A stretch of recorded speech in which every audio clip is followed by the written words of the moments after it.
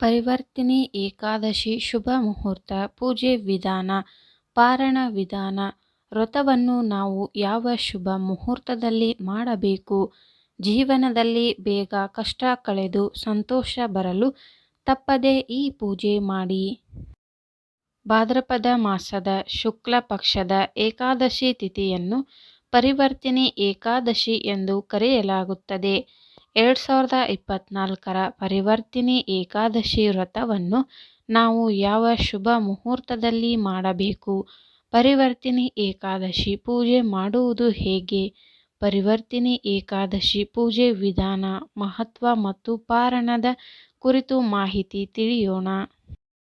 ಏಕಾದಶಿ ವ್ರತಕ್ಕೆ ಹಿಂದೂ ಧರ್ಮದಲ್ಲಿ ಹೆಚ್ಚಿನ ಪ್ರಾಮುಖ್ಯತೆಯನ್ನು ನೀಡಲಾಗಿದೆ. ಇದನ್ನು ಪ್ರತಿ ಚಂದ್ರನ 15ನೇ ದಿನಗಳ 11ನೇ ದಿನದಂದು ಆಚರಿಸಲಾಗುತ್ತದೆ. ಈ ಪವಿತ್ರ ವ್ರತವು ಭಗವಾನ್ ವಿಷ್ಣುವಿಗೆ ಸಮರ್ಪಿತವಾದ ವ್ರತವಾಗಿದೆ. ಇದು ಆಧ್ಯಾತ್ಮಿಕ ಬೆಳವಣಿಗೆ ಮತ್ತು ಆತ್ಮಾವಲೋಕನವನ್ನು ಉತ್ತೇಜಿಸುತ್ತದೆ. ಪರಿವರ್ತಿನಿ ಏಕಾದಶಿ ವ್ರತದ ದಿನದಂದು ಭಕ್ತರು ಉಪವಾಸ ವ್ರತವನ್ನು ಮಾಡುವುದರ ಜೊತೆಗೆ ಪ್ರಾರ್ಥನೆ, ಧ್ಯಾನ ಮತ್ತು ದಾನಗಳಂತಹ ಉತ್ತಮ ಕಾರ್ಯದಲ್ಲಿ ತಮ್ಮನ್ನು ತೊಡಗಿಸಿಕೊಳ್ಳುತ್ತಾರೆ. ಏಕಾದಶಿ ವ್ರತವು ಮನಸ್ಸು, ದೇಹ ಮತ್ತು ಆತ್ಮವನ್ನು ಶುದ್ಧೀಕರಿಸುತ್ತದೆ, ಲೌಕಿಕ ಬಾಂಧವ್ಯಗಳಿಂದ ವಿಮೋಚನೆಯನ್ನು ನೀಡುತ್ತದೆ ಎನ್ನುವ ನಂಬಿಕೆ ಇದೆ. ಈ ಉಪವಾಸವನ್ನು ಆಚರಿಸುವ ಮೂಲಕ ಭಕ್ತರು ಭಕ್ತಿ, ಶಿಸ್ತು ಮತ್ತು ನಿರ್ಲಿಪ್ತತೆಯನ್ನು ಪ್ರದರ್ಶಿಸುತ್ತಾರೆ. ಅಂತಿಮವಾಗಿ ಆಧ್ಯಾತ್ಮಿಕ ಜ್ಞಾನೋದಯ ಮತ್ತು ವಿಷ್ಣುವಿನ ಆಶೀರ್ವಾದವನ್ನು ಪಡೆದುಕೊಳ್ಳಲು ವಿಷ್ಣುವನ್ನು ಪೂಜಿಸುತ್ತಾರೆ. ಪರಿವರ್ತಿನಿ ಏಕಾದಶಿ 2024ರ ಕುರಿತು ಒಂದಿಷ್ಟು ಮಾಹಿತಿ ಇಲ್ಲಿ ತಿಳಿಯೋಣ.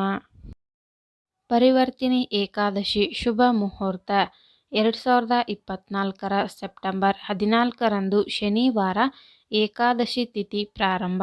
ಸೆಪ್ಟೆಂಬರ್ 13ರಂದು ಶುಕ್ರವಾರ ರಾತ್ರಿ 10:30ಕ್ಕೆ ಏಕಾದಶಿ ತಿಥಿ ಮುಕ್ತಾಯ.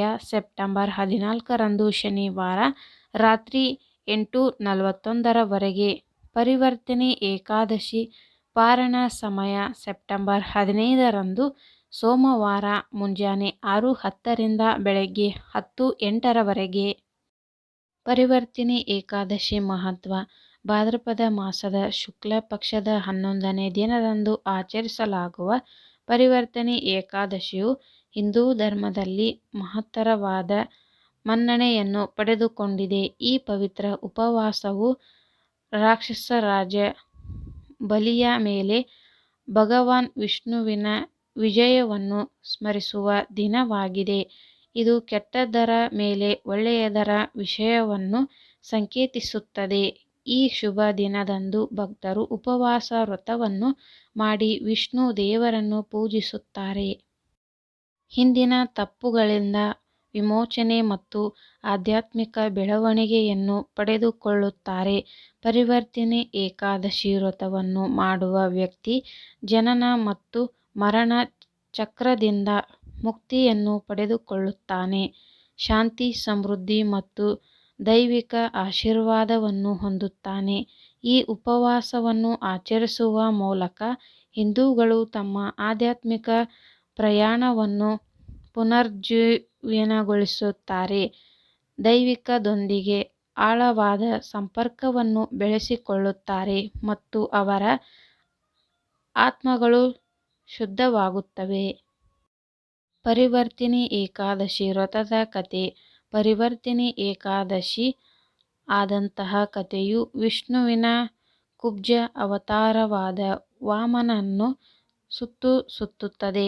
ಕಥೆಯು ರಾಜ ಮಹಾಬಲಿಯೊಂದಿಗೆ ಪ್ರಾರಂಭವಾಗುತ್ತದೆ. ಒಬ್ಬ ಮೋಡತನದ ಮತ್ತು ಸತ್ಯನ ರಾಕ್ಷಸ ರಾಜನಿದ್ದ. ಆತನೇ ಮಹಾಬಲಿ. ಈ ಮಹಾಬಲಿಯು ಸರ್ವಾರ್ಥಿಕವಾದ ಮಾರ್ಗದ ಹೊರತಾಗಿಯೂ ವಿಷ್ಣುವಿನ ನಿಷ್ಠಾವಂತ ಅನುಯಾಯಿಯಾಗಿದ್ದನು. ಮಹಾಬಲಿಯು ಇಂದ್ರನನ್ನು ತನ್ನ ರಾಜ್ಯದಿಂದ ಹೊರಹಾಕಿದಾಗ ಇಂದ್ರನನ್ನ ತನ್ನ ಶಕ್ತಿಯನ್ನು ಮರಳಿ ಪಡೆಯಲು ವಿಷ್ಣುವಿನ ಸಹಾಯವನ್ನು ಕೋರಿದನು. ಕುಬ್ಜ ಬ್ರಾಹ್ಮಣನಂತೆ ವೇಷ ಧರಿಸಿ ವಾಮನನ ಬಲಿರಾಜನ ಬಳಿಗೆ ಬಂದು 3 ಹೆಜ್ಜೆ ಭೂಮಿಯನ್ನು ಉಡುಗೊರೆಯಾಗಿ ಕೇಳಿದನು.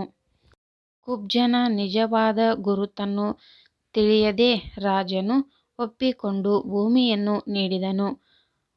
ವಾಮನನು ದೈತ್ಯಾಕಾರದ ರೂಪದಲ್ಲಿ ಬೆಳೆದನು. ಕೇವಲ 2 ಹಂತದಲ್ಲಿ ಸ್ವರ್ಗ ಮತ್ತು ಭೂಮಿಯನ್ನು ಆವರಿಸಿದನು. ತನ್ನ ತಪ್ಪನ್ನು ಅರಿತುಕೊಂಡು ಬಲಿರಾಜನು ವಿನಮ್ರವಾಗಿ ತನ್ನ ತಲೆಯನ್ನು 3ನೇ ಹೆಜ್ಜೆಗೆ ಅರ್ಪಿಸಿದನು. ವಾಮನನು ಭಗವಾನ್ ವಿಷ್ಣು ಎಂದು ಒಪ್ಪಿಕೊಂಡನು. ವಿಷ್ಣು ರಾಜ ಬಲಿಯನ್ನು ಪಾತಾಳ ಲೋಕಕ್ಕೆ ಕಳುಹಿಸಿದನು ಮತ್ತು ಅವನಿಗೆ ಮೋಕ್ಷವನ್ನು ಕರುಣಿಸಿದನು. ಇಂತಹ ಕಥೆಯು ನಮೃತಿ ಮತ್ತು ಭಕ್ತಿಯ ಮಹತ್ವವನ್ನು ಎತ್ತಿ ತೋರಿಸುತ್ತದೆ. ನಿಜವಾದ ಶಕ್ತಿಯು ದೈವಿಕತೆಗೆ ಶರಣಾಗುವುದರಲ್ಲ ಎಂದು ನಮಗೆ ಕಲಿಸುತ್ತದೆ.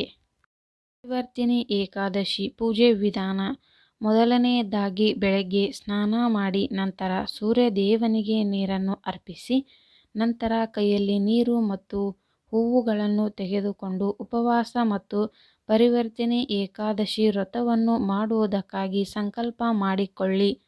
ಅದರ ನಂತರ ಪೂಜೆ ಮಾಡುವ ಸ್ಥಳದಲ್ಲಿ ಶುಭ ಸಮಯವನ್ನು ನೋಡಿಕೊಂಡು ವಾಮನನ ಅಥವಾ ವಿಷ್ಣುದೇವನಾದ ವಿಗ್ರಹ ಅಥವಾ ಫೋಟೋವನ್ನು ಪ್ರತಿಷ್ಠಾಪನೆ ಮಾಡಿ ಗಂಗಾಜಲ, ಪಂಚಾಮೃತ ಇತ್ಯಾದಿಗಳಿಂದ ಅಭಿಷೇಕ ಮಾಡಿ. ನಂತರ ದೇವರ ವಿಗ್ರಹ ಅಥವಾ ಫೋಟೋಗೆ ಹೂವುಗಳನ್ನು, ಮಾಲೆ, ಶ್ರೀಗಂಧ, ಹಳದಿ ಬಟ್ಟೆ, ಯಜ್ಞೋಪವೀತ ಇತ್ಯಾದಿಗಳಿಂದ ಅಲಂಕರಿಸಿ. ನಂತರ ಹಳದಿ ಹೂವುಗಳು, ಅರಿಶಿಣ, ಅಕ್ಷತೆ, ಕುಂಕುಮ, ತುಳಸಿ ಎಲೆಗಳು, ಬೆಲ್ಲ, ಹಣ್ಣುಗಳು, ನೈವೇದ್ಯ ಇತ್ಯಾದಿಗಳನ್ನು ಅರ್ಪಿಸಿ ಪೂಜಿಸುತ್ತಾರೆ. ನಂತರ ಪರಿವರ್ತಿನಿ ಏಕಾದಶಿಯ ವ್ರತ ಕಥೆಯನ್ನು ಓದಿ.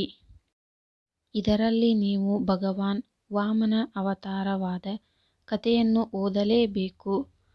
ಅದರಲ್ಲಿ ಅವನು ರಾಕ್ಷಸ ರಾಜ ಬಲಿಯನ್ನು ಪರೀಕ್ಷಿಸುತ್ತಾನೆ ಎಂಬುದನ್ನು ವಿವರಿಸಲಾಗಿದೆ. ಹೇಳಲಾಗಿದೆ. ಆರತಿಯೊಂದಿಗೆ ಪೂಜೆಯನ್ನು ಮುಗಿಸಿ ರಾತ್ರಿ ಸಮಯದಲ್ಲಿ ಜಾಗರಣೆಯನ್ನು ಮಾಡಿ. ಮರುದಿನ ಬೆಳಗ್ಗೆ ಬೇಗ ಎದ್ದು ಸ್ನಾನ ಮಾಡಿ ದಾನ ಮಾಡಿ ನಂತರ ಪಾರಣ ಮಾಡುವ ಮೂಲಕ ಉಪವಾಸವನ್ನು ಪೂರ್ಣಗೊಳಿಸಿ.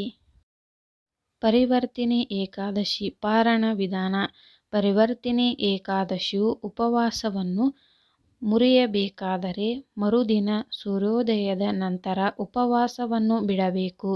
ನೀವು ಉಪವಾಸ ಇರುವ ದಿನದಂದು ಪಾರಣ ಮಾಡುವುದು ಸೂಕ್ತವಲ್ಲ. ಈ ಕಾರಣದಿಂದಾಗಿ ಜನರು ತಮ್ಮ ವ್ರತವನ್ನು ಏಕಾದಶಿಯ ದಿನದಂದು ಪೂರ್ಣಗೊಳಿಸುವುದಿಲ್ಲ.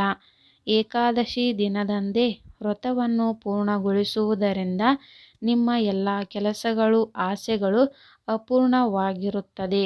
ಆದ್ದರಿಂದ ಏಕಾದಶಿ ವ್ರತದ ಮರುದಿನ ಪಾರಣವನ್ನು ಮಾಡಬೇಕು, ಅಂದರೆ ಉಪವಾಸವನ್ನು ತ್ಯಜಿಸಬೇಕು. ಈ ಮಾಹಿತಿ ನಿಮಗೆ ಇಷ್ಟವಾದಲ್ಲಿ ಒಂದು ಲೈಕ್ ಮಾಡಿ ಹಾಗೂ ಸಬ್ಸ್ಕ್ರೈಬ್ ಮಾಡಿಕೊಳ್ಳಿ. ಇಂತಹ ಯೂಸ್ಫುಲ್ ವಿಡಿಯೋದೊಂದಿಗೆ ಮತ್ತೆ ಸಿಗೋಣ. ಈ ವಿಡಿಯೋ ಕೊನೆತನಕ ನೋಡಿದ್ದಕ್ಕೆ ನಿಮಗೆಲ್ಲರಿಗೂ ಧನ್ಯವಾದಗಳು.